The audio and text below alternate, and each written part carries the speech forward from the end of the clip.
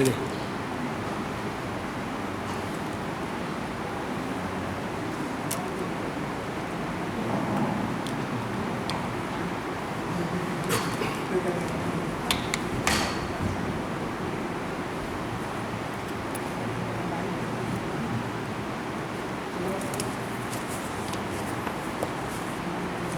Auzubillahi minasyaitonir rajim. Bismillahirrahmanirrahim. Assalamualaikum warahmatullahi wabarakatuh. Innal hamdalillah nahmaduhu wa nasta'inuhu wa nastaghfiruh wa na'udzu billahi min shururi anfusina wa sayyiati a'malina. Man yahdihillahu fala mudilla lahu wa man yudlil fala hadiya lahu. وأشهد أن لا إله إلا الله وحده لا شريك له وأشهد أن محمد عبده ورسوله صلى الله على آله وأصحابه ومن تبعهم بإحسان إلى يوم الدين وسلم تسليما كثيرا برحمتك يا أرحم الراحمين. أما بعد. قال الله تعالى في الكتاب العزيز بعد أعوذ بالله من الشيطان الرجيم. وَمَا خَلَقْتُ الْجِنَّ وَالْإِنسَ إِلَّا لِيَعْبُدُونِ مَا أُرِيدُ مِنْهُمْ مِنْ رِزْقٍ وَمَا أُرِيدُ أَنْ يُطْعِمُونِ إِنَّ اللَّهَ هُوَ الرَّزَّاقُ ذُو الْقُوَّةِ الْمَتِينُ. صدق الله العظيم. Yang dimuliakan Tuan Pengurusi Surau, Tuan Imam, Tuan Bilal, AJK Surau serta muslimin muslimat yang dirahmati Allah. Pertama dan selamanya kita harus mengucap Alhamdulillah kerana Allah beri kita dua nikmat. Pertama, Allah beri kita nikmat Islam. Yang kedua, Allah beri kita nikmat iman. Dengan adanya dua nikmat itu, maka kita dipilih oleh Allah untuk duduk dan hadir di dalam majlis ilmu. Bukan semua orang Allah pilih untuk duduk dalam majlis ilmu, tapi kita di antara orang yang Allah pilih untuk duduk dalam taman-taman syurga Allah di atas muka bumi. Sesuai dengan hadis Nabi SAW, Nabi kata, fadlul ilmin ahabba ilayya min fadlul ibadah wa khairi dinikum al-wara'. Kata Nabi SAW, kelebihan ilmu itu lebih aku sukai daripada kelebihan beribadah, dan kebaikan dalam agama kamu adalah wara'. Nabi suka pada orang yang banyak duduk dalam majlis ilmu daripada melakukan ibadah-ibadah sunat yang lain. Kalau bertembung di antara majlis ilmu dan ibadah sunat, maka kita kena duduk dalam majlis ilmu itu lebih afdal. Dalam hadis yang lain, Nabi SAW bersabda, man salaka tariqan yaltamisu fil 'ilman sahalallahu lahu bihi tariqan ilal jannah. Nabi kata, barang siapa yang menempuh suatu jalan untuk mencari ilmu, maka Allah permudahkan untuk dia jalan ke syurga, insya-Allah. Tuan muslimin muslimat yang dirahmati Allah, malam ni kita sambung kitab yang kita baca, apakah ertinya saya menganut Islam.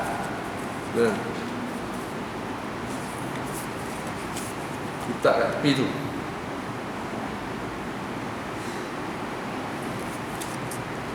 Kita sambung kitab apa erti saya menganut Islam yang ditulis oleh Fatih Akan. Pergi kepada muka surat 29, tajuk baru bab 2. Saya mestilah muslim di sudut ibadah.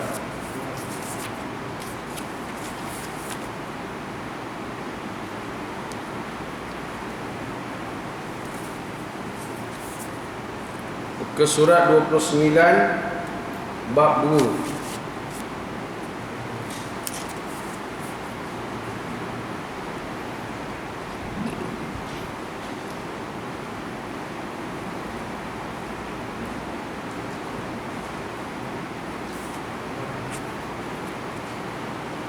Baik. Ke surat 29 bab 2. Ibadah di dalam Islam merupakan kemuncak bagi sifat kepatuhan dan kerendahan kepada Allah. Dan ia juga adalah kemuncak betapa ia merasai keagungan Tuhan yang disembahnya. Ia menjadi anak tangga pertatihan di antara si hamba dengan Tuhannya. Ibadah ini juga memberi kesan yang mendalam di dalam perhubungan manusia dengan makhluk yang lain. Begitu juga dengan ibadah-ibadah dalam rukun Islam seperti sembahyang, puasa, zakat dan haji, serta amalan-amalan lainnya yang dilaksanakan untuk mendapat keredaan Allah, keredaan ilahi, dan dalam mengamalkan syariatnya adalah termasuk di dalam pengertian ibadah. Bertitik tolak dari pengertian inilah Islam menetapkan supaya seluruh hidup manusia dipelihara agar menjadi ibadah dan taat kepada Allah Subhanahu wa taala seperti yang dinyatakan oleh Allah, wa ma khalaqtul jins wal ins illa liya'budun ma uridu minhum min rizqin wa ma uridu an yut'imun innallaha huwar razzaqu dzul quwwatil matin. Maksud, dan tidaklah aku jadikan jin dan manusia melainkan untuk mengabdikan diri kepadaku, dan aku tidak menghendaki rezeki sedikit pun dari mereka, dan aku tidak menghendaki supaya mereka memberi aku makan. Sesungguhnya Allah, Dia Maha Pemberi rezeki yang mempunyai kekuatan lagi sangat kukuh. Baik tuan-tuan muslimin muslimat yang dirahmati Allah, saya ambil satu buku kat situ tadi. Buku saya versi lama. Oh, ni punya versi baru. Sama hari ni mengajarkan buku ni versi lama, ni versi baru. Baik. Apa yang Allah perintah dekat ayat tu? Ayat itu Allah menerangkan, nak bagi tahu dengan kita sebab jin dengan ins, manusia dan juga jin ni hidup atas muka bumi ni untuk beribadah kepada Allah, jadi sebagai hamba. Illa liya'budu, menjadi hamba kepada Allah. Jadi hamba ni makna menghambakan diri kepada Allah sebagai hamba. Bila mana sebut hamba tuan-tuan, dia bukan sekadar sembahyang, zakat, puasa, haji, tak, lebih pada tu lagi. Termasuklah kita bermuamalah, kita berurusan sesama manusia, mesti berpandu kepada Allah sebagai Tuhan. Maka kita hamba Allah, maka kita mesti berpandu kepada Allah dalam muamalah, dalam berniaga, di dalam pemikiran kita, di dalam sikap dan sifat kita, semuanya mengikut panduan Allah. Sebab apa? Sebab dijadikan di atas muka bumi. Allah kata, wa ma khalaqtul jin wal ins, sesungguhnya apa, dan tidak aku jadikan jin dan manusia itu melainkan illa liya'budun, melainkan untuk menjadi hamba kepadaku. Jadi hamba bukan makna hamba tu pada solat saja. Makna hamba tu dari setiap sudut menjadi hamba Allah. Kita nak makan, sebagai seorang hamba Allah nak makan, baca doa, minta Allah halalkan makanan, minta lepas pada azab api neraka. Siap baca doa, Allahumma barik lana fima razaq, baca doa sebagai hamba. Kita nak masuk tandas sebagai hamba Allah, kita baca doa untuk jauhkan diri kita daripada gangguan syaitan. Kita nak tidur, kita sebagai hamba Allah, bila mana Allah mematikan sementara kat kita ni, matikan sementara pada diri kita ni, maka kita baca doa. Semua itu adalah tugas sebagai seorang hamba. Jangan kita ingat hamba itu hanya sembahyang, puasa, zakat, haji. Maknanya hamba itu merangkumi keseluruhan kehidupan kita di atas muka bumi. Sebab tu Allah kata, tidak aku jadikan jin dan manusia itu melainkan mengabdikan diri kepadaku di atas muka bumi. Dan Allah kata lagi, aku tidak menghendaki. Tujuan menjadi hamba tadi bukan suruh bagi rezeki ke Allah. Allah tak minta apa-apa pun dengan kita, melainkan Allah yang memberi rezeki. Allah pemberi rezeki, Allah yang memberi makan kat kita, bukan kita bagi makan kat Allah. Firman Allah seterusnya, Qul inna salati wa nusuki wa mahyaya wa mamati lillahi rabbil alamin wa mamati lillahi rabbil alamin. Katakanlah sesungguhnya solatku, ibadahku, hidupku dan matiku semata-mata untuk Allah, Tuhan semesta alam. Nampak kita kata hidup dan mati. Maknanya waktu kita hidup atas muka bumi ni, tak kira apa pun kita buat, semua kerana Tuhan semesta alam. Hidup mati. Takkan semayang aja hidup mati. Makan pun hidup mati juga. Makan pun hidup. Bekerja pun hidup. Memandu pun hidup. Bawa motor pun hidup. Semua kegiatan kita dalam dunia ni dalam keadaan kita hidup. Mana katakanlah sesungguhnya solatku, ibadahku, hidup dan matiku semua kerana Tuhan semesta alam. Makna semua kerana Allah. Semua kerana Allah. Baik. Bila mana kerana Allah, maka Dr. Fatihkan dia tulis beberapa poin-poin. Antaranya yang pertama, saya mestilah memastikan ibadah saya mempunyai hubungan dengan Tuhan.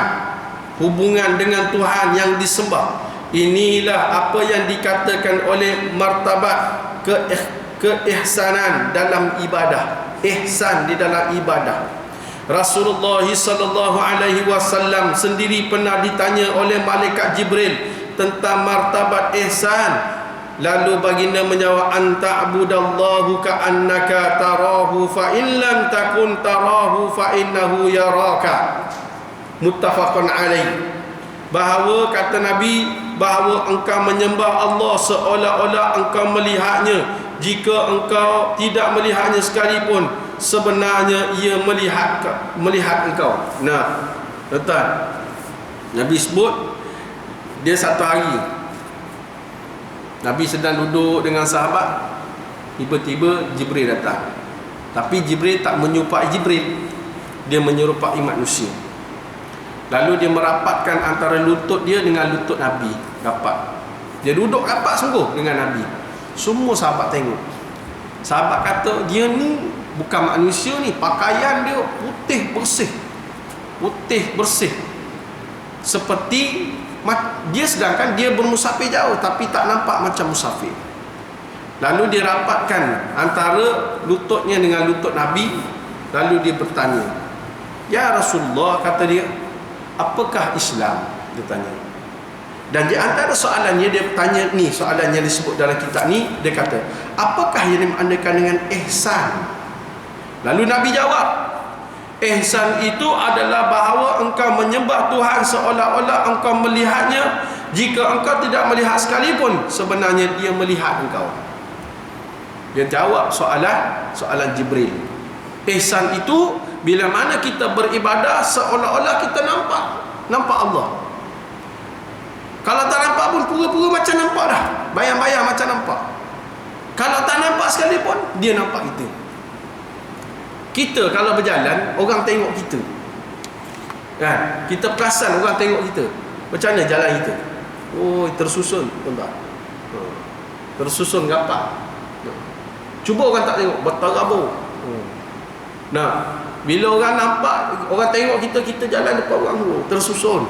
Siap tunduk tu, letak tangan. Cuba orang tak nampak, berterabur jalan. Dah, baik. Begitulah dianggapkan di dalam hadis ini, kalau kita tak nampak Allah sekalipun, kita anggap, kita sekarang kita rasa Allah nampak kita. Ya, Allah nampak kita dalam ibadah, maka kita berjaga-jaga di dalam ibadah kita sebagai orang yang bertakwa. Baik.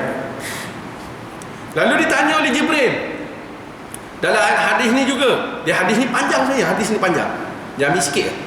Hadis ni panjang sebenarnya. Jibril tanya dekat Nabi, bagaimana kiamat itu akan berlaku? Lalu Nabi jawab, bagaimana tentang kiamat? Jibril tanya. Lalu Nabi jawab, yang bertanya lebih tahu daripada orang yang ditanya. Nabi jawab itu. Yang bertanya itu lebih tahu daripada yang ditanya. Lalu Jibril pun pergi. Nah, bila Jibril pergi, Nabi tanya sahabat, kamu kenal tak siapa yang tak datang ni? Allah wa Rasuluhu a'lam. Allah Rasul je yang tahu. Kami tak tahu ya Rasulullah. Jawab Rasulullah, itulah Jibril. Dia turun untuk mengajar kamu tentang agama kamu. Turun nak ajar kamu tentang agama kamu. Nabi jawab macam tu. Jibril, baru Nabi bagi tahu Jibril. Jibril dia menyerupai manusia waktu tu. Dia tak boleh menyerupai Jibril. Kalau dia menyerupai Jibril, lari semua sahabat. Sahabat lari semua. Jadi mestilah dalam keadaan ihsan. Makna ihsan ni apa dia?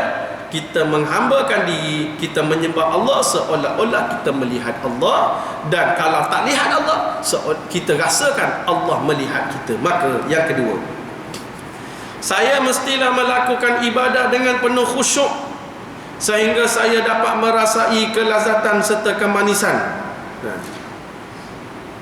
Merasai kelazatan dan kemanisannya malah mendatangkan kekuatan kepada saya untuk berterusan mengerjakannya.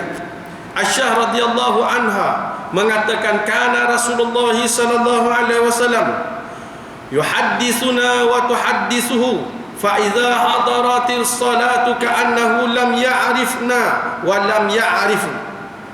Adalah Rasulullah sallallahu alaihi wasallam berbicara dengan kami dan kami juga berbicara dengannya, tetapi bila tiba saja waktu sembahyang, dia seolah-olah tidak mengenali kami dan kami pula tidak mengenali dia. Khusyuk ini ialah disyaratkan oleh Rasulullah sallallahu alaihi wasallam.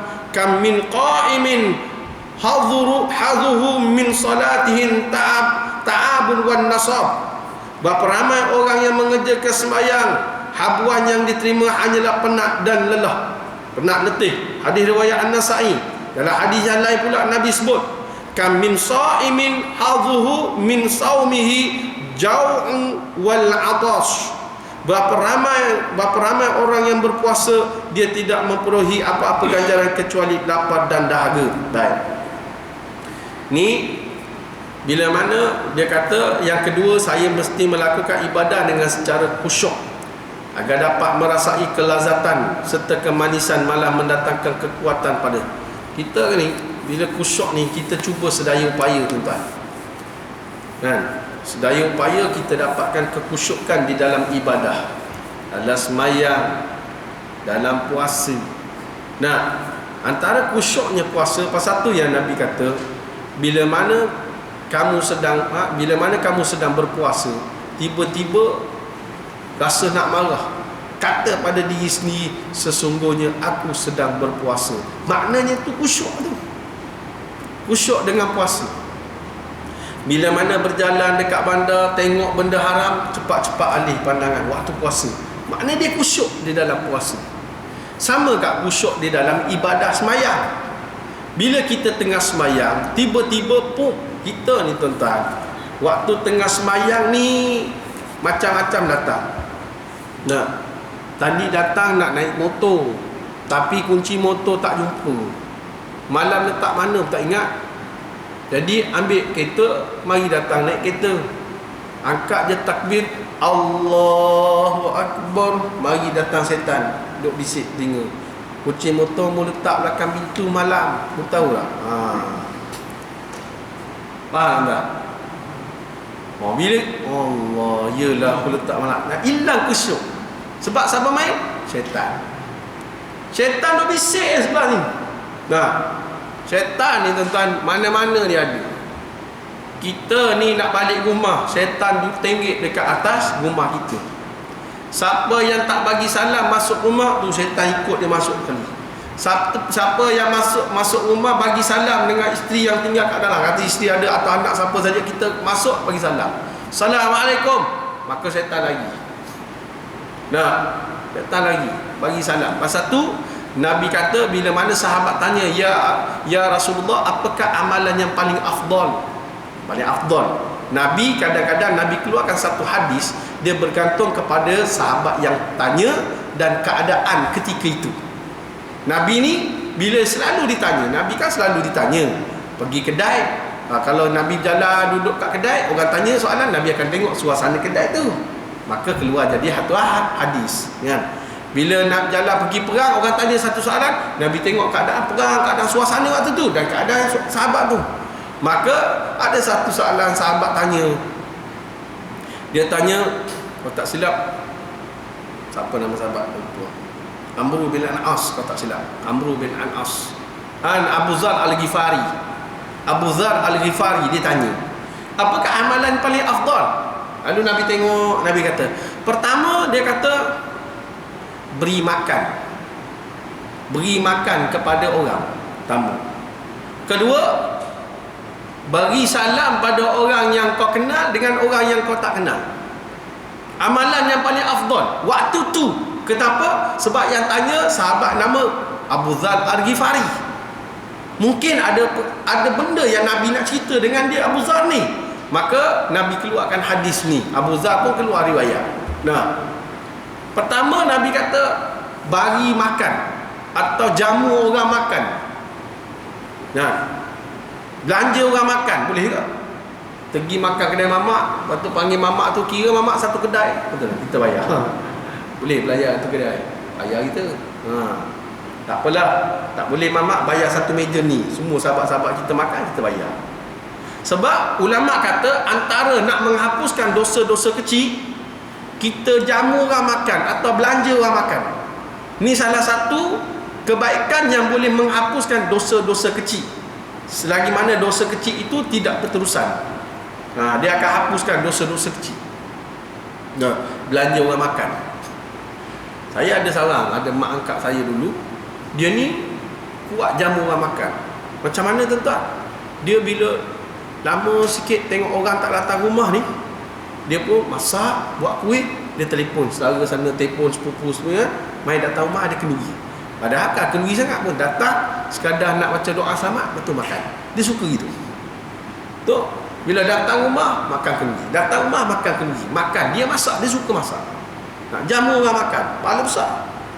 Nabi bagi tahu ni salah satu amalan yang afdal, belanja orang makan ataupun jamu orang makan. Lebih-lebih lagi yang kita jamu tu orang yang sedang puasa. Orang yang sedang puasa kita jamu.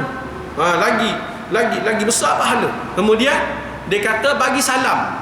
Sama ada orang yang kita kenal atau yang kita tak kenal. Kita ni kadang-kadang bagi salam pada orang yang kita kenal je. Orang yang kita kenal je kita bagi salam. Kalau tak kenal, angkat kening. Angkat kening. Ada. Kena naik motor, berhenti traffic light, tengok orang sebelah tengok. Isyarat tu kan. Tak, kita tak bagi salam. Cuba nak racing pun, Assalamualaikum. Jom kita. Rempit ke syurga. Mana rempit syurga? Jom pergi surau. Gitu. Kami ni ARC tuan-tuan, Alternative Riding Club. Kita ada buat satu program rempit ke syurga dengan mak-mak motor ni. Saya pun pakai motor. Panggil mak-mak motor ni, kita himpun. Kemudian kita buat satu program dekat surau masjid. Panggil budak-budak motor kumpul. Kita buat program rempit ke syurga. Maksud dia mari datang rempit macam mana pun, dia datang masjid, dia datang surau. Dalam surau kita tarbiyah. Kita tarbiyah tuan-tuan. Pergi Kedah naik motor, berhenti dekat surau, kuliah duha. Berhenti pergi jalan lagi, berhenti pula Zuhur. Okey, kita ajar pula solat jamak qasar. Dia tahu solat je, dia tak tahu jamak qasar, dia tak tahu. Kita ajar pula. Lepas tu dah habis solat jamak qasar, ada pula tazkirah Zuhur. Lama-lama budak-budak ni lama minat dengan ilmu. Dulu tak minat ustaz, dia kata. Semayang pun sebuah koyak dekat lutut. Mari datang masjid, macam mana nak semayang ustaz ni sebuah koyak lutut ni? Bukan plekat banyak belakang. Kalau tak ada towel, ikat dekat lutut tu. Dia tutup yang koyak tu saja. Lama-lama tentang di kalangan mereka ni, yang dulu ni memang kaki rempit sungguh. Lah ni ustaz, saya nak mati syahid dah ustaz, pertahankan Islam. Allah Akbar. Tak ada biar, kita didik. Jadi salam ni kena bagi tak, kita kena ucap salam pada orang kita kenal dan orang tak kenal. Nabi ajar gitu, Nabi suruh gitu. Kita kadang-kadang bagi salam pada orang kenal je. Pak Mat tu, jumpa Pak Mat ada anak dara 3 orang. Assalamualaikum Pak Mat. Waalaikumsalam. Sihat Pak Mat? Sihat. Anak dara sihat? Sihat. Sebab tegur Pak Mat ada anak dara. Kadang-kadang bukan orang sini, orang kampung saya, Pulau Indah tu. Jadi kita bagi salam ni, biar orang yang kita kenal dan kita tak kenal semua kita bagi salam. Macam orang Yaman tuan-tuan. Orang Yaman ni tuan-tuan, Dia kalau bagi salam ni, kena tak kena, dia bagi salam. Dia tengok muka Muslim dia bagi salam. Muka Muslim dia bagi salam. Kadang-kadang ada sekali tuan-tuan, saya naik teksi. Teksi ni kat Yaman ni, dia kereta sapu. Duduk driver belah kiri, kita duduk belah ni. Belah depan ni kena seat tu kena duduk 2 orang. Seat kena duduk 2 orang. Kalau tak duduk seorang boleh bayar untuk 2 orang. Dia seat ni mulalah kongsi 2 orang. Tuan, kongsi 2 orang. Ni yang duduk tepi ni tangan kat tingkap. Ini duduk 2 orang sempit kan. Baik. Belakang 4 orang. Standard gitu. Nah, ada sekali tu saya naik, tengok muka saya, driver tu tengok muka saya. Saya duduk seorang. Saya kata tak apa, aku bayar 2. Kau jangan takut. Nah, dia tengok muka saya. Entah minat air, kata dia. Kau daripada mana? Entah bensin. Kau daripada Cina. Kita dalam hati cakap, kau tengok muka aku, muka Jawa dah. Kau kata aku Cina pula, kata dia. Dia kata entah bensin. Korea, kata dia. Kau daripada Cina ke Korea? Ui, ada muka Korea kan? Kita muka Jawa, muka Korea kan? La, ana min Malaysia, kita kata. Kita daripada Malaysia. Malaysia, tamam. Malaysia, tamam. Mahathir Mohamad, kata dia. Dia popular tu je. Padahal orang tu pencen nama dah. Dok sebut Mahathir Mohamad lagi. Dia bukan sebut Mahathir. Mahathir Mohamad. Arab sebut. Kemudian, anta Muslim. Aywa, ana Muslim. Syuf, khafiyah. Assalamualaikum. Nampak itu. Ni orang Yaman. Dia kalau kita berbincang, orang Malaysia ni dia suka duduk kat tembok. Sama je orang Malaysia dekat Malaysia, orang Malaysia kat Yaman sama je, suka melepak kat tembok. Termasuk aku, tuan-tuan. Duduk borak-borak ni, jumpa geng-geng Malaysia ni duduk kat tembok. Bila duduk kat tembok-tembok divider tu, Arab ni kalau lalu, Assalamualaikum. Assalamualaikum. Nah, dia suka bagi salam. Kita susah nak bagi salam kat orang. Nah, walhal bagi salam tu kan kita mendoakan orang tu, orang tu mendoa balik kat kita. Bagi salam itu sunat, tapi yang jawab salam itu wajib. Nampak tuan-tuan? Kita balik rumah nak bagi salam dengan isteri. Saya terdengar satu ceramah Ustaz Samsul Debat ke apa.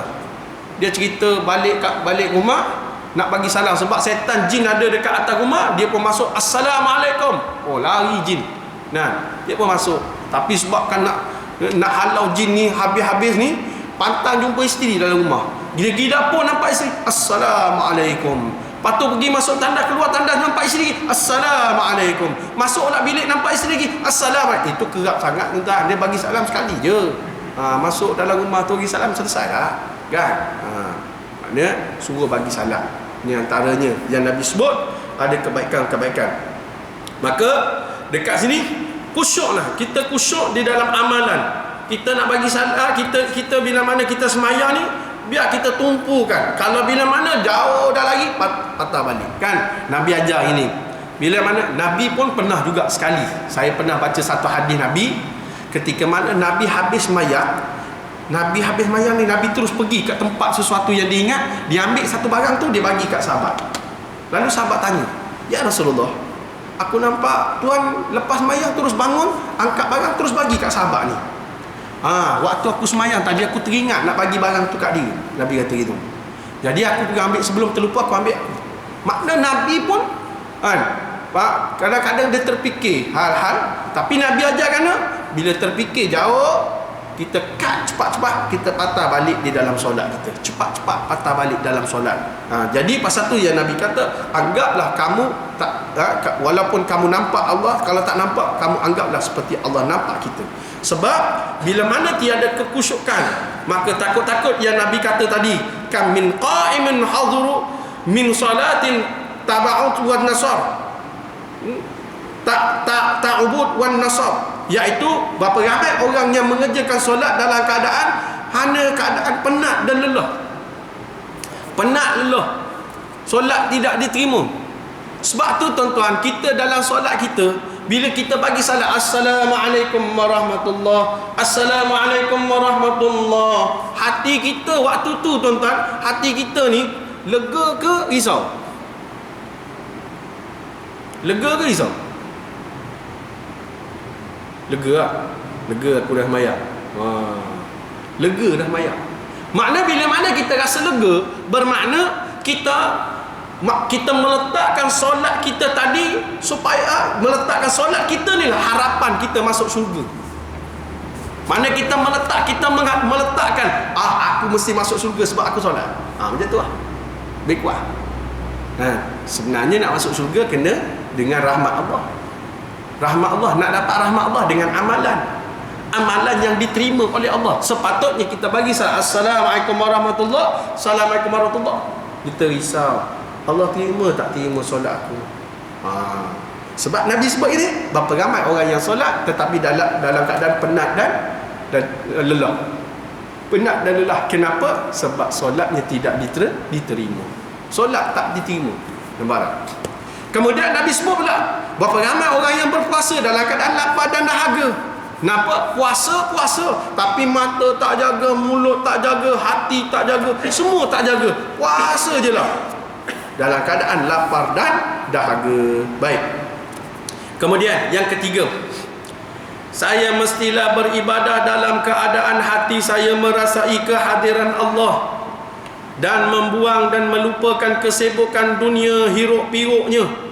Beribadah dalam keadaan seperti inilah yang dianjurkan oleh Rasulullah sallallahu alaihi wasallam dalam sabdanya, la yanzurullahu ila salah la yuhdiru rajul fiha qalbahu ma'a badani. Allah Subhanahu wa ta'ala tidak memandang kepada sembahyang seseorang lelaki yang mengerjakan tanpa kehadiran hatinya serta gerak badannya di dalam solat itu. Berkata ulama, sembahyang itu adalah urusan akhirat, maka kamu masuk menunaikannya berarti kamu telah terkeluar daripada dunia.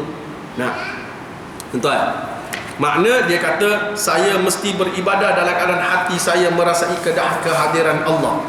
Bukan dalam solat je. Nabi sebut dalam satu hadis, Nabi kata apa? Salasun min kunna fihi wajada halawatan iman. Nabi kata ada tiga tiga. Salasun tiga perkara min kunna fihi wajada halawatan iman. Ada tiga perkara yang Nabi kata bila mana ada di dalam tiga perkara ni pada diri kalian, pada diri kita, maka akan rasa kemanisan iman.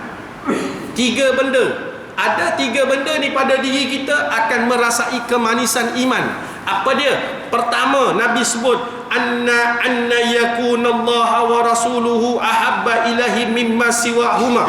Bila mana dia kata Allah dan Rasul itu lebih dicintai, lebih disayangi daripada apa yang ada di atas muka bumi selain daripada itu. Allah Rasul, Allah Rasul, Allah Rasul. Ni pula disebut dalam ni, bila mana Allah dan Rasul itu, bila mana hati kita mesti merasai kehadiran Allah di dalam hati. Allah hadir dalam hati. Macam mana Allah nak hadir dalam hati? Allah nak hadir dalam hati ni senang. Ni hadis yang Nabi kata, makna kita mengutamakan Allah dan Rasul daripada yang lain. Allah, Rasul. Allah, Rasul. Quran, hadis. Quran, hadis. Allah, Quran. Nabi, hadis. Quran, hadis. Quran, hadis. Quran, hadis. Kita utama yang tu, maka dia akan datang yang Nabi sebut bila mana Allah hadir di dalam hati kita.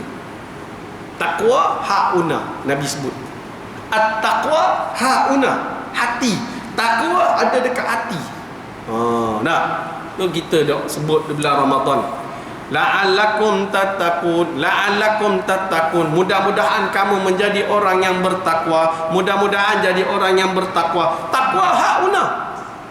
Takwa di hati.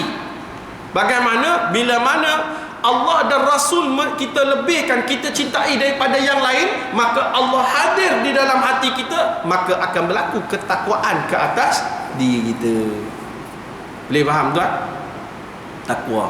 Nak tengok takwa, dia tak berlaku pada bulan Ramadan. Tengok bulan Syawal, Zulqaidah, Zulhijjah, 3 bulan ni. 3 bulan ni panggil bulan haji. 3 bulan ni panggil bulan haji. Nak tengok takwa tak takwa, kita tengok waktu korban lagi tu. Berapa ramai orang yang ada duit tapi tidak mahu berkorban.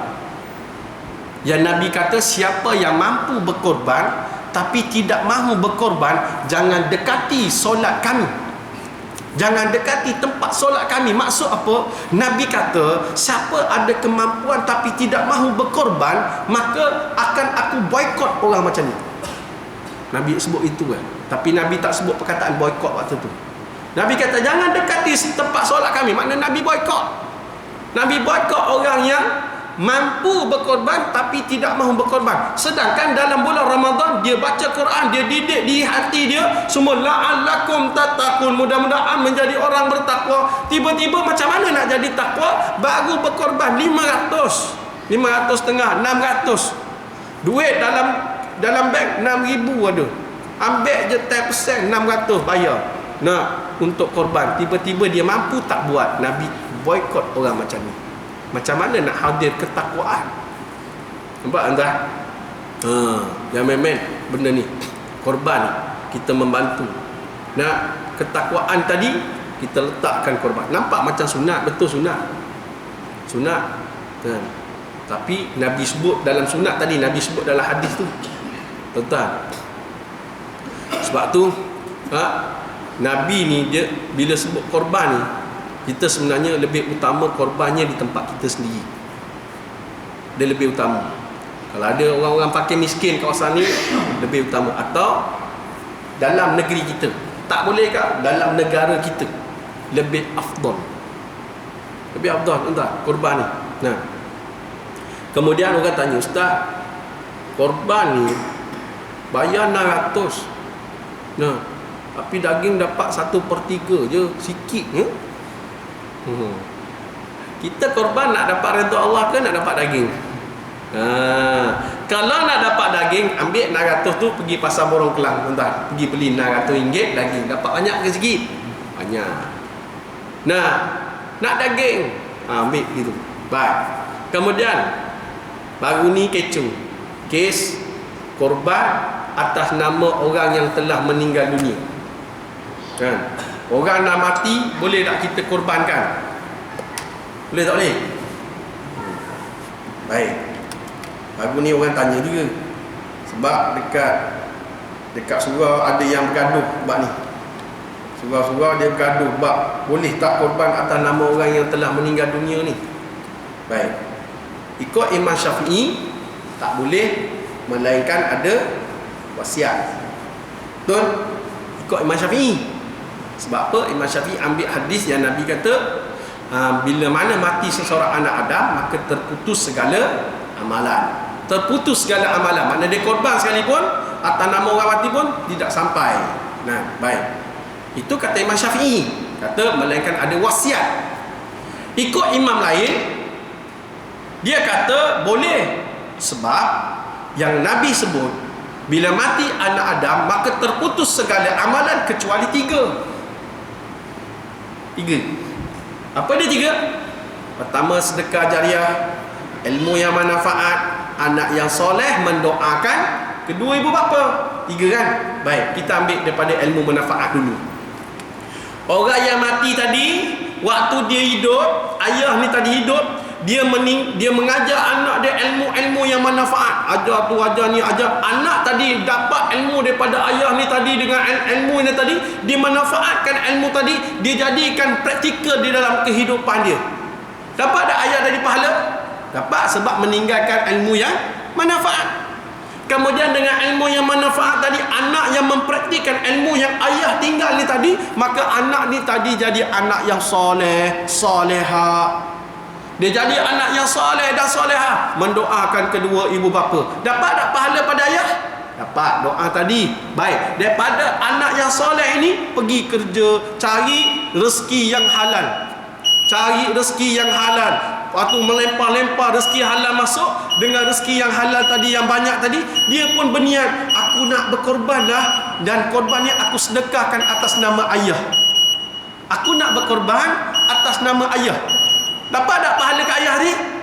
Dapat, bila mana ayah tadi meninggalkan ilmu manfaat. dia ada aliran dia. Ilmu manfaat tadi, anak jadi soleh, anak soleh tadi bekerja, bila bekerja dapat rezeki yang halal, kemudian rezeki halal, niat pula nak berkorban, letak nama ayah supaya korban ni sedekah kepada nama ayah, sedekah tadi pahalanya kepada ayah, maka dapat aliran ni tadi, last sekali pahala masuk kepada ayah juga. Maka keputusan daripada 3 imam tadi yang lebihnya kata orang yang telah meninggal dunia, boleh tak kita berkorban? Boleh ya, tak ada masalah, benda khilaf. Ustaz, kita kan Imam Syafi'i, kita ni kan ikut Imam Syafi'i. Nah, Imam Syafi'i kata tak boleh, melainkan ada wasiat. Baik, kita Imam Syafi'i kan. Baik, bulan Ramadan tentang bayar zakat tak? Zakat bayar kat siapa? Amin, kan? Amin sini. Tentang bayar pakai apa? Duit ke beras? Pakai duit. Kenapa tak bayar pakai beras? Sebab Imam Syafi'i kata bayar zakat dengan beras. Kenapa tentang bayar pakai duit? Imam lain yang sebut pasal duit tu. Bin nuqud, imam lain kata boleh. Maka ada ruang keterbukaan lain lagi. Maknanya ambil yang mudah. Ada ruang terbuka lagi. Kita boleh menerima pandangan-pandangan imam-imam yang lain. Tak payah bergaduh tentang khilaf. Benda khilaf tak payah gaduh. Yang sekarang ni gaduh tentang nak buat tak nak buat. Itu je. Nak buat tak nak buat, nak masuk tak nak masuk, nak korban tak nak korban. Itu je kita nak gaduh bab tu. Tapi bab nak letak nama siapa, orang mati hidup, tak payah. Benda khilaf boleh je tuan-tuan, tak ada masalah. Boleh faham? Baik. Ya.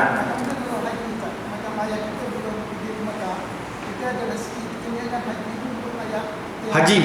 Badal haji ya. Dia umpama badal haji ya. Kita badal haji. Badal haji tu boleh, tak masalah. Badal haji tu dia wasiat ke tak wasiat ke, wajib buat sampai insya-Allah. Dan badal haji ni wajib sebenarnya bagi anak yang mampu. Katalah anak ni tadi dia nak pergi umrah kan. Ayah mati dah, tapi ayah belum buat badal haji. Dia kena tanggung umrah dia untuk badal haji ayah. Kalau waktu tu waktu haji lah. Waktu haji. Contoh dia nak pergi haji bulan 12. Tiba-tiba pagi ni ada orang nak pergi haji. Dia simpan duit, cukup dah. Saya nak pergi haji bulan 12. Kita pun kata, dia cukup dah duit. Cukup bulan 12 haji. Dah pergi umrah bulan 12. Umrah. Ni sekarang bulan Zulhijjah. Sekarang tengah orang musim haji. Kenapa tak buat badal haji? Saya nak pergi umrah. Tak boleh. Orang waktu tu wajah bulan haji dan sempat lagi untuk badal haji, dia kena masukkan badal haji dulu. Ada ayah yang telah meninggal dulu, kemudian baru dia pergi umrah. Umrah tu sunat, badal haji tu wajib bagi dia yang mampu untuk menanggung badal haji ayah dia. Itu dia kena buat dulu. Kadang-kadang orang kita dah umrah dulu. Oh, dia aku dulu, ayah nanti dulu. Tak mentah orang tu mati dah. Nampak tak? Kita satu ilmu penting, kan? Baik, sambung. Yang keempat, saya mesti beribadah dalam keadaan sentiasa ingin menambahnya, tidak merasa cukup dan tidak kenyang. Saya perlu menghampirkan diri kepada Allah dengan amalan-amalan sunat, sebagai menyahut seruan Allah di dalam sebuah hadis kursi, man adali waliyan faqad azantuhu bil harb wa ma taqarraba ilal abdi bi syai'in ahabbu ilayya mimma aftaratuhu alaihi wa ma yazalu abdi yataqarrabu ilayya bin nawafil hatta uhibba fa idza ahbabtuhu kuntu sam'ahu alladhi yasma'u bihi wa basarahu alladhi yubsiru bihi wa yadahu allati yabtishu biha wa rijlahu allati yamshi biha wa in sa'alani utiyannahu wa la in ista'adhani la'u'izannahu wa ma taraddatu an syai'in anna fa'iluhu faraddudi an nafsi abdi mu'mini yakrahu mauta wa akrahu masa'ata. Rawahul Bukhari. Panjang hadis ni, hadis kursi. Tahu hadis kursi ni apa dia? Makna datang dari Allah. Hadis kursi. Hadis kursi ni Nabi lafazkan, tapi makna dia datang pada Allah. Kenapa orang kata tak masuk dalam Quran? Ada orang tanya, kenapa hadis kursi ni tak masuk dalam Quran? Kan lafaz tu daripada Allah. Baik, ada lafaz Allah dijadikan dalam Quran, ada lafaz Allah dijadikan hadis, tapi hadis itu dipanggil hadis kursi. Hadis kursi ni dia lafaz daripada Allah, makna semua daripada Allah. Baik, sesiapa yang memusuhi kekasih, iaitu waliku, kekasih wali, maka aku mengisytiharkan perang terhadapnya. Siapa yang memusuhi wali atau kekasih? Siapa? Nabi. Nabi kekasih Allah. Siapa yang musuh ke Nabi, Allah kata aku isytihar perang kepada dia. Perang. Itu waktu tu zaman Nabi. Nabi ada kan? Hari ni Nabi ada tak? Nabi tak ada. Tapi Nabi sebut apa? Al ulama warasatul anbiya. Ulama itu pewaris Nabi. Ulama pewaris Nabi. Hari ini Nabi tak ada, yang tinggal ulama. Maka ulama pewaris Nabi.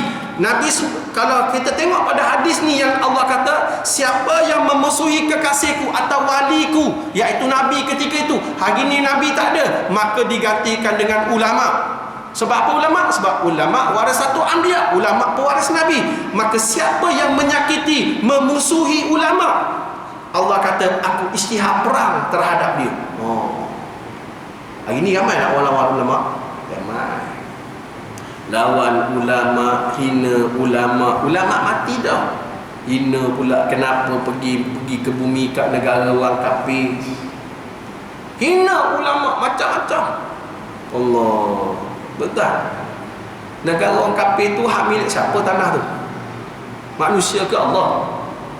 Allah. Entah. Dia ada benda-benda rahsia. Sekejap saya cari. Saya dah tak ingat. Benda tu ada 5 benda gaib yang Allah sebut. Nabi sebut ada 5 benda gaib. Benda gaib tu yang orang lain tak tahu, hanya Allah saja yang tahu. Ada 5 perkara benda gaib. Sekejap Saya cek balik. Ada lagi tak? Dia panggil miftahul ghaib, kunci kepada perkara gaib. Kunci kepada perkara gaib. Ada 5 perkara kunci kepada benda gaib. Pertama disebut, antara yang pertama benda gaib yang kita tak tahu, yang pertama sebut hujan. Hujan, kita tahu tak bila nak hujan? Kita tahu kita pergi kerja bawa payung, pergi kerja bawa payung, lepas tu tiba-tiba hari tu tak hujan. Allah, menyesal buat payung lagi ni. Betul tak?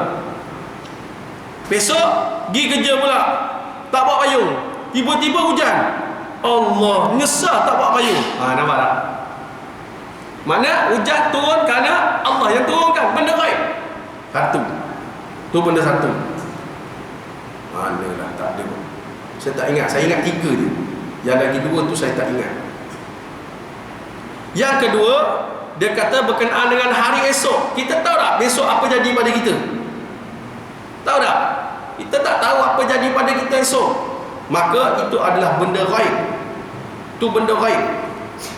Maka yang ketiga, yang keempat, dia yang terakhir sebenarnya, tentang mati. Tempat kita mati. Kita tahu tak tempat mana kita mati? Kita tak tahu kat mana kita mati. Kita tak tahu kat mana kita akan mati. Maka itu adalah benda gaib. Ni 3 saya sebut. 2 lagi saya tak ingat. Nanti kalau saya jumpa nanti bulan depan saya bagi tahu. Ada 5 miftahul ghaib, iaitu benda 5 sebagai kunci benda gaib. Saya tak ingat. Ni Syekh Abdul Majid Al-Zindani yang Zindani yang buat kajian ni. Ada 5 benda gaib. Dan kemudian 3 tu saya sebut boleh 3. Hujan, hari esok, dan juga dengan tempat mati. Jadi kita tak payah tinggal orang mati kat mana pun. Baik. Dia kata kan lebih baik mati kat Mekah. Mekah tu kan tempat yang baik. Kenapa mati di Amerika? Bentar. Benda ni kes Dr. Rundin ni. kita dapat berita gini. Sebenarnya IJN sendiri tolak dah. IJN tolak sebab dah 6 kali bypass. 6 kali tuan, 6 kali masuk ke 7. Jadi IJN tolak. Dia kata tidak mahu menanggung risiko. Maka bila IJN tolak, tunggu je lah, tunggu kat rumah. Jadi Tok Guru Harun Dinin kata apa? Takkan kita nak tunggu je tanpa ikhtiar? Takkan nak duduk tunggu je tanpa ikhtiar? Kebetulan anak dia ada dekat Amerika, Dr. Huda tu. Jadi kita kena ikhtiar, kata Dr. Harun. Sekurang-kurangnya kalau ikhtiar kita tak dapat pun, tak jadi atau mati sekalipun, dapat pahala ikhtiar. Dia nak pahala tu. Dia nak pahala tu. Jadi ambil keputusan, anak-anak semua ambil keputusan, pergi Amerika, ikhtiar. Tiba-tiba ikhtiar tak jadi, Allah tarik. Bila Allah tarik, matilah. Bila mati, kan dapat pahala ikhtiar. Satu. Yang nak sahabat pernah tanya Nabi, orang tu mati di Madinah kan elok, betul dia. Tapi Nabi kata apa? Lebih baik dia mati luar daripada Madinah. Sebab bila mana dia keluar Madinah, musafir kerana Allah tadi, dia mati di luar Madinah, dia dapat pahala sejauh, sepanjang perjalanan dia, sejauh perjalanan dia, pahala. Allah. Orang faham hadis tuan, kan calang-calang enggak Tok Guru. Dia faham hadis, maka dia buat benda atas kefahaman dia. Yang hina ni yang tak faham. Kan? Lebih baik mati di Mekah. Dah, Abu Jahal mati mana? Abu Lahab mati mana? Uqbah bin Mu'aid mati mana? Kuna Allah lagi. Uqbah bin Mu'aid dilawan Nabi, ludah depan Nabi, ludah muka Nabi, semua siap. Abu Lahab ni apa yang dia tak buat dekat Nabi? Isteri Abu Lahab sampai Allah turunkan ayat khas, tabat siada abi lahabi wa ta. Mati mana dia? Mati Mekah. Kita rasa kita mati Mekah masuk syurga. Sama tanah Abu Lahab. Begitu. Nampak tak? Jangan kita hukum orang. Fitnah, hina ulama hari ni. Allahu Akbar. Ni Nabi sebut dalam hadis kursi, siapa yang meyakini, siapa yang memusuhi kekasihku, waliku, dulu Nabi, sekarang ulama, maka aku mengisytiharkan perang terhadapnya. Perang. Orang yang hina ulama ni kita kena perang dengan dia. Dia kutuk, kita balas balik. Dia kutuk, kita balas balik. Perang dengan dia. Tapi ulama dia tak jawab. Ulama-ulama ni kena hina, dia diam. Saya sebutlah dulu Tok Guru Aziz, orang hina macam-macam. Bila dia meninggal, seminggu keluar kat Astro.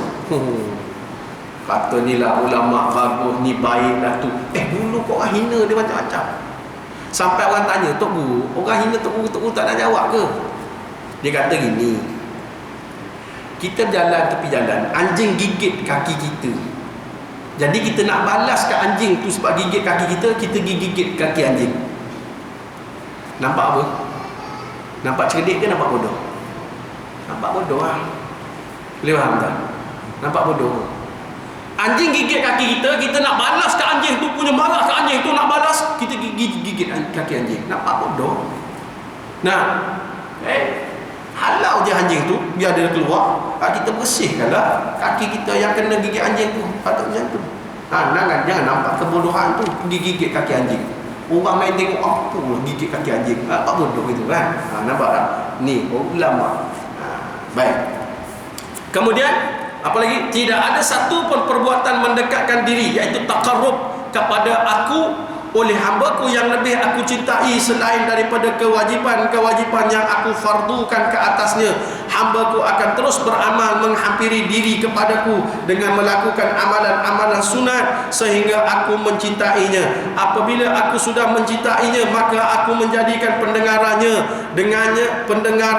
yang dengannya dia mendengar, penglihatannya yang dengannya dia melihat, tangannya dengannya dia memukul, dan kakinya dengannya dia berjalan.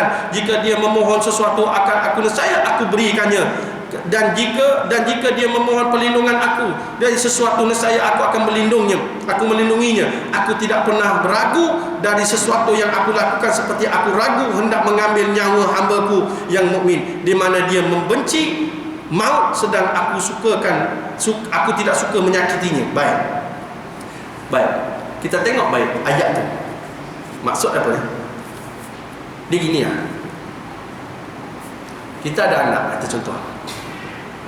Tiba-tiba dalam kita ada anak 4 orang. Tapi ada seorang ni kita cukup sayang ni. Baik, sikap dia, tingkah laku dia baik apa semua. Kita sayang kat dia. Bila kita sayang kat dia, dia minta sesuatu kat kita, kita bagi tak? Bagi tak? Bagi. Sebab aku sayang dia. Sayang tuan. Orang bercinta. Orang bercinta kan? Dan boyfriend, girlfriend punya suka kat girlfriend ni, sayang kat girlfriend ni, apa girlfriend minta semua lagi. Nah, itu manusia dengan manusia. Yang ni Allah dengan pencipta. Ni manusia, hamba dengan pencipta. Hamba dengan pencipta. Bila mana hamba ni tadi mendekatkan diri dengan Allah, dia rasa dia dekat dengan Allah, Allah sayang ke dia. Bila Allah sayang, Allah kata apa? Bila aku rasa kasih dekat dia, minta dah apa pun nak minta, Allah bagi semua. Nak minta apa, Allah bagi semua. Kita tengok Nabi Ibrahim tuan-tuan, Khalilullah, kekasih Allah. Nabi Ibrahim, kita ni duduk dalam bulan Zulhijjah dah. Kekasih Allah Nabi Ibrahim alaihissalam. Hidup lama, anak tak ada. Anak tak ada. Kahwin dengan Hajar tak ada, kahwin dengan Sarah tak ada anak, kahwin dengan Hajar pun lambat juga anak. Akhirnya bila dia kahwin dengan Hajar, dia berdoa. Dia kata, Rabbi habli minas salihin. Rabbi habli minas salihin. Ya Allah, ya Tuhanku, kurniakanlah aku seorang anak di kalangan orang yang soleh. Kalau ada perempuan yang mengandung, boleh amalkan doa ni. Surah As-Saffat ayat 100. Surah As-Saffat ayat 100. Bagi perempuan-perempuan mengandung atau suami-suami yang isterinya sedang mengandung, doa. Tapi kita sambung, kita mulakan dengan Allahumma. Allahumma Rabbi habli minas salihin. Ya Allah, ya Tuhan kami, kurniakanlah kepada kami seorang anak yang soleh. Punyalah Allah sayang ke Nabi Ibrahim ni. Sayang ke Nabi Ibrahim ni sebabkan Nabi Ibrahim ni kekasih Allah. Lalu Allah beri berita gembira, fabashirnahu bighulamin halim. Lalu kami berikan khabar gembira kepadanya, iaitu dia memperoleh gulam bin halim. Gulam ni apa? Gulam ni maksud dia anak lelaki. Fabashirnahu bighulamin halim. Kami berikan berita gembira kepadanya, bighulam, dengan ada anak lelaki yang halim, penyabar. Dapat anak melalui Siti Hajar, keluar anak yang penyabar yang diberi nama sebagai Ismail. Ismail. Sebab apa? Dia minta. Bila dia minta, dia kekasih Allah, Allah bagi semua. Baik. Kemudian nombor 5, saya mestilah mengambil berat terhadap ibadah qiyamul lail, sembahyang malam, serta melatih diri melakukannya sehingga ia menjadi satu kebiasaan. Ini adalah kerana qiyamul lail itu adalah sumber kekuatan yang memantapkan iman. Sungguh benar firman Allah, inna nasyi'atal lailil hiya ashaddu wat'an wa aqwamu qila. Sesungguhnya bangunan di waktu malam, sesungguhnya bangun di waktu malam adalah lebih tepat untuk khusyuk, dan bacaan Al-Quran pada waktu itu lebih berkesan. Budak-budak sekolah tahfiz, budak-budak yang menghafal Quran, pasal tu dia kena bangun awal, pukul 4 pagi, 4:30 pagi kena bangun. Sebab apa? Untuk qiyam lail, bangun malam, qiyam. Sebab apa? Ni janji Allah. Allah kata apa? Orang yang bangun malam ni, bacaannya waktu tu ada lebih berkesan, otaknya lebih berkesan, lebih kuat. Sebab apa? Baru bangun tidur, otak kosong. Dekat Yaman nak hafal Quran lepas subuh. Yaman lepas subuh tak boleh tidur. Lepas solat subuh, halaqah Quran. Ni satu grup menghafal. Sebab apa? Lepas subuh adalah waktu paling sesuai nak menghafal. Sebab otak waktu tu waktu kosong. Dia biar masuk input. Kemudian lepas waktu duha baru rehat. Masuk je waktu duha, pergi rehat. minum, makan apa semua. Pukul 10 boleh rehat, mana tidur sekejap pukul 10. Nampak? Pukul 10, 11 atau pukul 12 sebelum zuhur tidur sebentar. Ni untuk orang-orang yang menghafal Quran, budak-budak tahfiz. Dia kena buat cara tu. Maknanya waktu tu Quran paling tajam. Adapun kita membiasakan diri kita bangun untuk qiyamul lail. Sebab qiyam ni bangun malam. Waktu malam adalah waktu yang paling sesuai untuk mendekatkan diri kita dengan Allah. Malam ni waktu paling sesuai untuk mendekatkan. Pasal tu kita tengok sejarah sirah Rasulullah sallallahu alaihi wasallam. Nabi kena Isra dan Mi'raj. Isra, Mi'raj. Pergi waktu malam ke siang? Malam. Kan boleh pergi siang. Boleh tak pergi siang? Boleh. Naik je burak-burak jalan waktu siang. Macam-macam nampak waktu siang. Ni pergi waktu malam. Dah lah burak pun, lampu spotlight pun tak ada depan. Lampu jalan pun tak ada. Spotlight, lampu kenderaan tak ada. Tapi burak dalam laju naik sampai ke Siratul Muntaha waktu malam. Sebab apa? Nak bagi tahu waktu malam adalah waktu paling sesuai mendekatkan diri dengan Allah. Nak mengadu dengan Allah, nak apa semua waktu malam. Pasal tu kita solat tarawih waktu malam. Mana ada orang buat solat tarawih waktu siang? Kan? Solat malam ni solat malam, bangun malam solat malam. Kata ulama paling kurang kita bangun tuan-tuan waktu malam ni bangun. Kalau tak larat nak semayang pun paling kuat pun kita angkat tangan berdoa. Terjaga ngantuk sangat lah ustaz, tak boleh nak bangun ni. Ngantuk tu bangun tak boleh nak solat, kita berdoa. Doa juga adalah ibadah.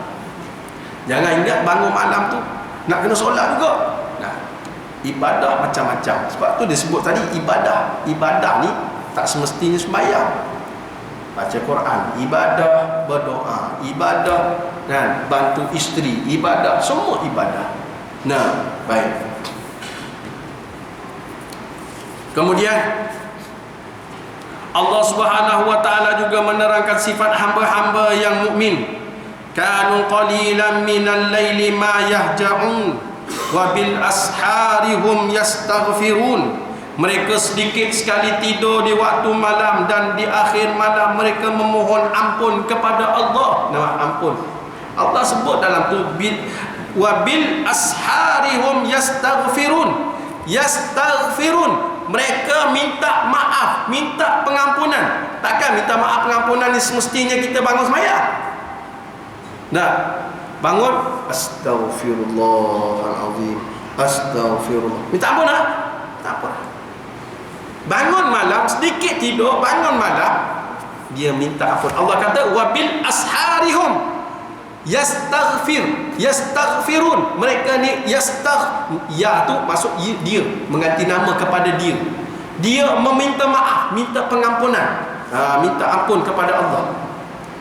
Firman Allah seterusnya, tatajafa junubuhum 'anil madaji' yad'una rabbahum khaufan wa tama'an wa mimma razaqnahum yunfiqun. Lambung mereka jauh dari tempat tidurnya sedang mereka berdoa kepada Tuhannya dengan rasa takut dan harap, dan mereka menafkahkan sebahagian pada rezeki yang kami berikan kepada mereka. Lambung mereka jauh. Apa maksud lambung? Punggung. Jangan sebut perkataan Indonesia tentang punggung ni. Sebab Indonesia ada bunyi lain. Indonesia punya bahasa bawa ke sini dia jadi mencarut. Tak boleh. Saya sebab besok pagi nak pergi Riau ni. Besok pagi nak pergi Riau. Sebab pengajar saya bulan ni 24 sampai 29. Besok pergi Riau, bulan 29 mau balik. Ni kena praktis balik bahasa-bahasa Riau, bahasa Indonesia. Tapi kadang-kadang kita menggunakan bahasa-bahasa bila seseorang itu membutuhkan ilmu, disebut itu. Mana apa? Memerlukan. Kan? Bahasa-bahasa. Atau sebut lambung, punggung. Bahasa kita punggung. Bahasa Indonesia ada lagi. Tak payah sebut lah kan. Tuan-tuan cari sendirilah. Aku tak nak sebut di sini, tuan-tuan. Ada mic ni. Marah pula orang belakang sana. Baik. Lambung mereka jauh dari tempat tidur sedang mereka berdoa kepada Tuhannya dengan rasa takut dan harap mereka menafkah. Bila mana dia rasa takut dengan Allah, Dia tidak fikir tentang harta apa yang ada pada dirinya. Bila mana ada je rezeki yang banyak ni tadi, dia sedekah pada jalan Allah. Wajahadu bi amwalikum wa anfusikum dzalikum khairul lakum in kuntum ta'lamun. Mereka berjihadlah dengan harta kamu, dengan jiwa kamu pada jalan Allah. Itu lebih baik sekiranya kamu mengetahui. Nah, lebih baik. Ni orang-orang yang jenis bangun tidur, kurang tidur, bangun malam, dekat diri dengan Allah. Mereka tak fikir tentang harta mereka. Mereka memikirkan diri mereka dengan Allah. Nah, baik.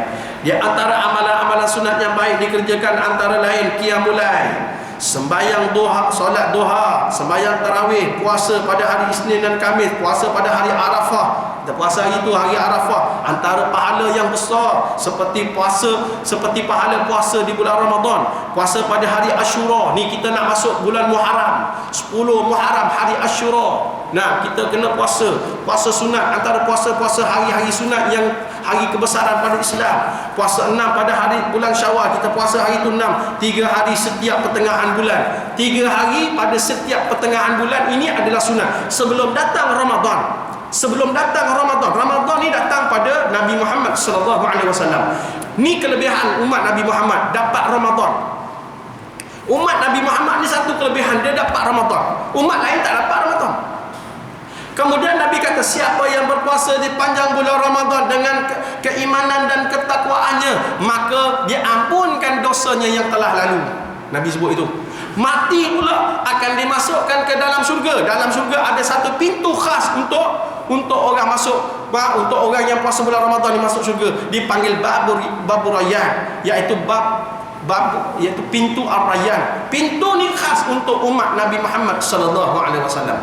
Ramadan khas untuk umat Nabi Muhammad sallallahu alaihi wasallam.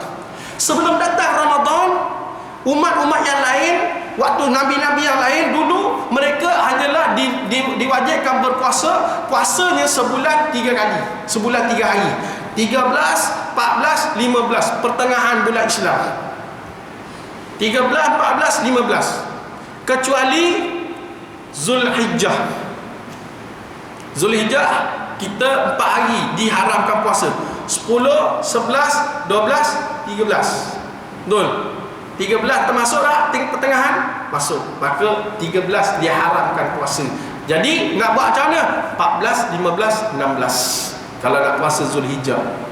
Itu puasa pertengahan bulan.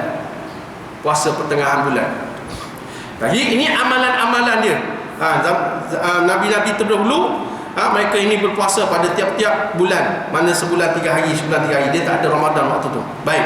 Dan beriktikaf di masjid, maka disebut di situ. Baik tuan-tuan, makna kita ni dia sebut satu-satu ni boleh ke buat ustaz. Nah, kita ni biar amalan sikit tapi istiqamah tuan-tuan. Kalau tuan-tuan nak pilih solat duha, tetap pilih duha, tapi tiap-tiap hari buat. Jadikan duha itu seperti wajib. Ibnu Abbas tuan-tuan, dia kata apa? Ibnu Abbas dia kata ada 3 perkara yang Nabi sebut dengan aku, dan 3 perkara tu aku ambil sebagai wajib, tapi dia sunat untuk kalian. Ibnu Abbas kata ada 3 perkara yang Nabi sebut dengan aku ambil dia sebagai wajib, tetapi dia adalah sunat untuk kalian. Untuk kita sunat, tetapi untuk Ibnu Abbas adalah wajib. Untuk Ibnu Abbas adalah wajib, untuk kita sunat. Apa dia? Pertama, dia kata solat sunat witir. Aku ambil dia wajib, tetapi dia sunat untuk kalian. Pertama, solat sunat witir. Kita last witir bila tuan-tuan? Last kita witir Ramadan. Sebab apa last witir Ramadan? Sebab imam witir, betul tak? Cuba imam tak witir kan? Kita witir lah malam tu. Tak witir je. Bukannya susah tuan-tuan. Lepas ba'diyah Isya, ambil 1 rakaat je kita semayang. Witir lah tu. Paling kurang witir 1 rakaat.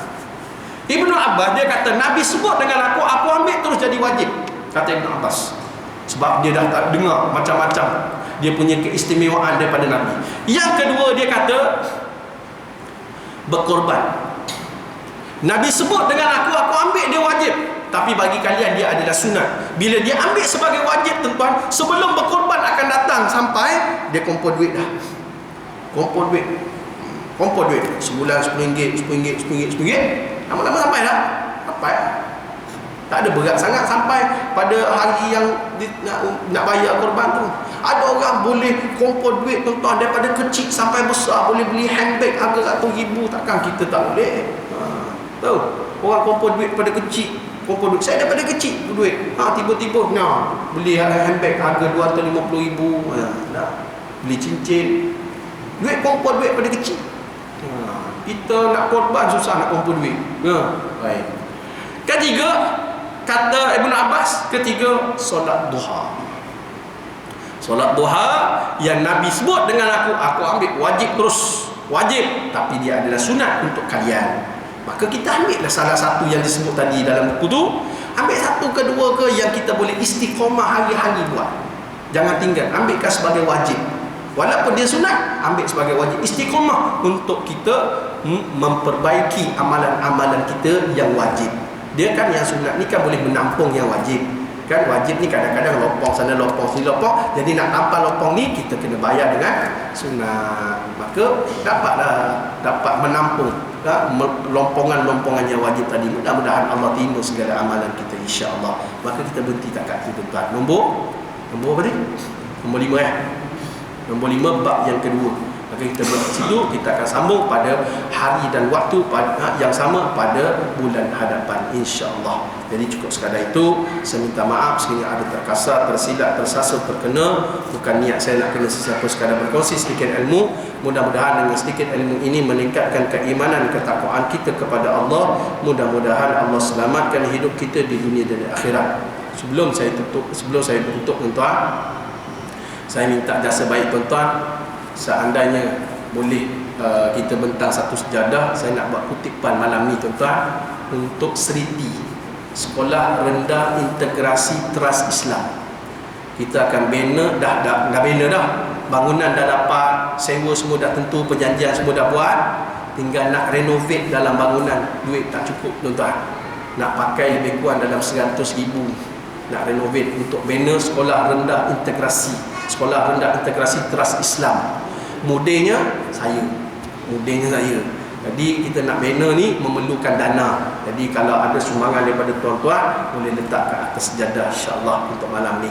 Dan saya akan sumbangkan sepenuhnya kepada Seriti, insya-Allah. Kita ada bendahari kita, insya-Allah. Kita akan bermula Seriti ni pada 1 hari bulan 1 2017, insya-Allah. Jadi dapat, sekiranya ada yang nak beri sumbangan, boleh bagi, insya-Allah. Zakat pun boleh, sebab ni sebagai fisabilillah dalam membangun Islam. Baik. Yang kemudian itulah. Dan daripada saluran itu juga saya akan bagi sumbangan kepada fisabilillah, iaitu orang-orang yang sedang belajar ini, insya-Allah. Kita ada cabang-cabang. Wallahu a'lam. Yang baik itu datang daripada Allah, yang buruk itu datang pada diri saya sendiri. Wabillahi taufiq wa hidayah. Assalamualaikum warahmatullahi wabarakatuh. Bismillahirrahmanirrahim. Alhamdulillahi rabbil alamin. Wassalatu wassalamu ala asyrafil anbiya wal mursalin sayyidina Muhammadin wa ala alihi washabbihi ajmain. Raditu billahi rabba wa bil islam dina wa bi Muhammadin nabiyyan wa rasulah. Allahumma fir lana dhunubana wa liwalidina warhamhuma kama rabbawna shaghira wa li jami'il muslimina wal muslimat wal mu'minina wal mu'minat bi rahmatika ya arhamar rahimin. Allahumma zidna fil 'ilmi warzuqna fahman. Allahumma faqih fid din wa ta'limna ta'wil wa dina siratal mustaqim.